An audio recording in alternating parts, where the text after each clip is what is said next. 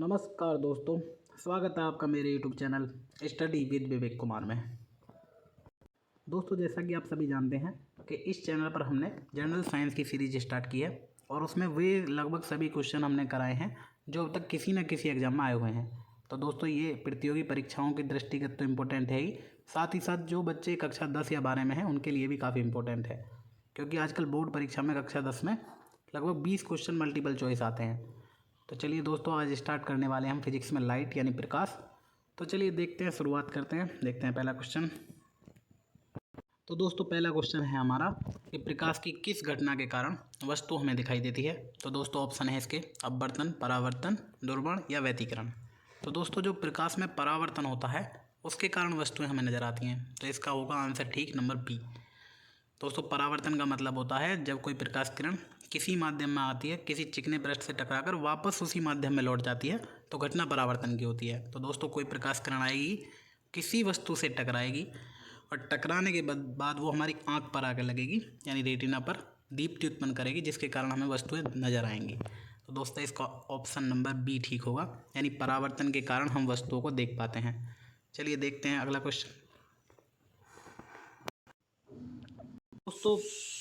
दोस्तों अगला क्वेश्चन है हमारा कि प्रकाश की चाल सबसे अधिक किस में होती है, यानी किस माध्यम में प्रकाश की चाल सबसे अधिक होती है। ऑप्शन है कांच में, जल में, निर्वात में या अल्कोहल में। तो दोस्तों, प्रकाश की चाल सबसे अधिक होती है निर्वात में। ऑप्शन सी ठीक होगा इसका। निर्वात में प्रकाश की चाल सबसे अधिक होती है और इसकी वैल्यू होती है दोस्तों 3 × 10⁸ मीटर पर सेकेंड, और इस चाल को बताया था वैज्ञानिक रीमर। तो चलिए देखते हैं अगला क्वेश्चन। तो दोस्तों, अगला क्वेश्चन है हमारा कि तारों का टिमटिमाना प्रकाश की किस घटना पर आधारित है। ऑप्शन है परावर्तन, अपवर्तन, प्रकीर्णन या विवर्तन। दोस्तों, जो आकाश में तारे टिमटिमाते हैं वास्तविक रूप में वे टिमटिमाते नहीं हैं, उसका हमें आभास होता है। और जहाँ भी जिस घटना का केवल आभास हो, वास्तविक रूप से ना हो, तो वहाँ प्रकाश का अपवर्तन होगा हमेशा ही। तो जहाँ भी आभास होगा वहाँ प्रकाश का अपवर्तन होगा। तो इसका ऑप्शन नंबर बी ठीक होगा। चलिए देखते हैं अगला क्वेश्चन। चलिए दोस्तों, देखते हैं अगला क्वेश्चन। अगला क्वेश्चन है आकाश का नीला दिखाई देना किसका उदाहरण है। ऑप्शन है अपवर्तन, प्रकीर्णन, व्यतिकरण या पूर्ण आंतरिक परावर्तन। तो दोस्तों, आकाश नीला दिखाई देता है हमें प्रकीर्णन के कारण। तो दोस्तों, इसका ऑप्शन नंबर बी ठीक होगा, यानी प्रकीर्णन के कारण हमें आकाश नीला दिखाई देता है। और दोस्तों, इसके अलावा जो इंद्रधनुष आकाश में बनता है वो भी प्रकाश के प्रकीर्णन का ही कारण है। चलिए देखते हैं अगला क्वेश्चन। तो दोस्तों, अगला क्वेश्चन है हमारा कि जो रेगिस्तान की मरीचिका होती है वो प्रकाश की किस घटना पर आधारित है। दोस्तों, रेगिस्तान की मरीचिका हो या नॉर्मल मरीचिका हो, वो दोनों ही पूर्ण आंतरिक परावर्तन पर आधारित हैं। दोस्तों, कभी कभी हम जब सड़क पर जाते हैं तो हमें पानी का आभास होता है, इसी को मरीचिका कहते हैं। रेगिस्तान में भी ऐसा ही होता है। तो यह घटना जो होती है ये पूर्ण आंतरिक परावर्तन की है। तो इसका ऑप्शन नंबर सी ठीक होगा। चलिए देखते हैं अगला क्वेश्चन। तो दोस्तों, अगला क्वेश्चन है हमारा कि प्रकाश की तरंग प्रकृति की व्याख्या किस वैज्ञानिक ने की। तो दोस्तों, प्रकाश की द्वैत प्रकृति होती है। कुछ वैज्ञानिक जो बाद में हुए उन्होंने बताया कि प्रकाश तरंग के साथ साथ कण के रूप में भी चलता है।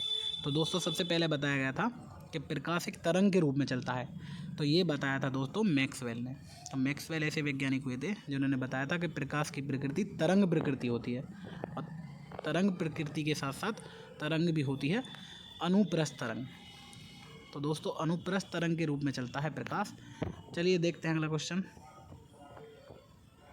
तो दोस्तों, अगला क्वेश्चन है हमारा कि प्रकाश की तरंग प्रकृति की व्याख्या कौन सी घटना करती है। तो दोस्तों, पहले क्वेश्चन में था कि तरंग प्रकृति की व्याख्या किसने की थी, इस बार पूछा गया है कि तरंग प्रकृति की व्याख्या कौन सी घटना करती है। तो दोस्तों, इसमें ऑप्शन है परावर्तन, अपवर्तन, विवर्तन या इनमें से कोई नहीं। तो दोस्तों, इसका आंसर होगा विवर्तन।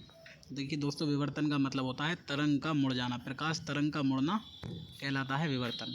तो दोस्तों, विवर्तन के द्वारा ही हमें पता लगता है कि प्रकाश जो है वो एक तरंग है, यानी तरंग प्रकृति को शो करता है विवर्तन की घटना। तो वेरी इंपॉर्टेंट क्वेश्चन। चलिए देखते हैं अगला क्वेश्चन। तो दोस्तों प्रकाश तरंग का अपनी तरंग दैर्घ्य के कोटि के अवरोध के किनारों से मुड़ जाने की घटना विवर्तन कहलाती है, यानी तरंग का मुड़ जाना ही विवर्तन होता है। चलिए देखते हैं अगला क्वेश्चन। तो दोस्तों अगला क्वेश्चन है हमारा कि प्रकाश की कौन सी घटना प्रकाश तरंग की अनुप्रस्थ प्रकृति दर्शाती है। दोस्तों काफ़ी इंपॉर्टेंट क्वेश्चन है। तो इसके ऑप्शन है अपवर्तन, ध्रुवण, विवर्तन या इनमें से कोई नहीं। तो दोस्तों इसका आंसर जो होगा वो होगा ध्रुवण।